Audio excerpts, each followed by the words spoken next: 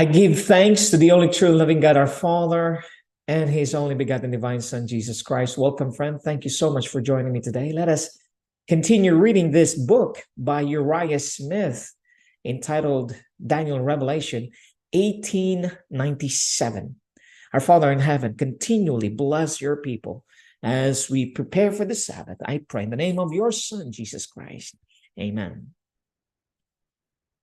Page number 49 of this book, we continue to read URIAH Smith comments. The second paragraph. In their very feeling of security lay the source of their danger. Cyrus resolved to accomplish by stratagem what he could not effect by force, and learning of the approach of an annual festival in which the whole city would be given up to mirth and revelry. He fixed upon that date as the time to carry his purpose into execution. There was no entrance for him into that city except he could find it where the river Euphrates entered and merged, passing under its walls. He resolved to make the channel of the river his own highway into the stronghold of his enemy. To do this, the water must be turned aside from its channels through the city. For this purpose, on the evening of the feast day above referred to, he detailed 3 bodies of soldiers. The first to turn the river at a given hour into a large artificial lake, a short distance above the city. The second to take the station at the point where the river entered the city. The third to take a position 15 miles below where the river emerged from the city. And these 2 latter parties were instructed to enter the channel.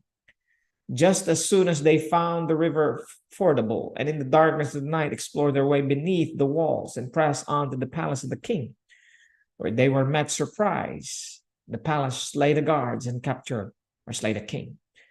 When the water was turned into the lake mentioned above, the river soon became fordable, and the soldiers detailed for that purpose followed its channel to the heart of the city of Babylon. But all this would have been in vain had not the whole city on that eventful night given themselves over the most reckless carelessness and presumption, a state of things upon which Cyrus calculated largely for the carrying out of his purpose. For on each side of the river, through the entire length of the city, were walls of great height and of equal thickness with the outer walls. And these walls were huge gates of solid brass, which, when closed and guarded, debarred all entrance from the river bed to any and all of the 25 streets that crossed the river. And had they been thus closed at this time, the soldiers of Cyrus might have marched into the city along the river bed, and then marched out again, for all that they would have been able to accomplish toward the subjugation of the place. But in the drunken revelry of that fatal night, these river gates were all left open, and the entrance of the Persian soldiers was not perceived.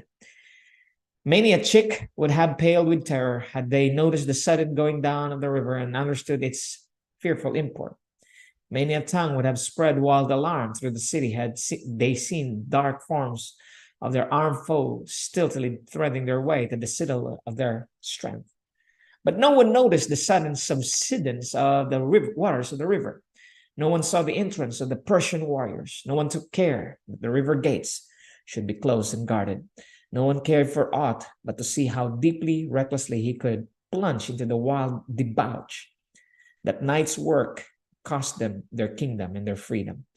They went into their brutish revelry subjects of the king of Babylon. They awoke from it slaves to the king of Persia. We'll read the next time, the next comment. May God our Father continue to bless you and his Son be gracious to you.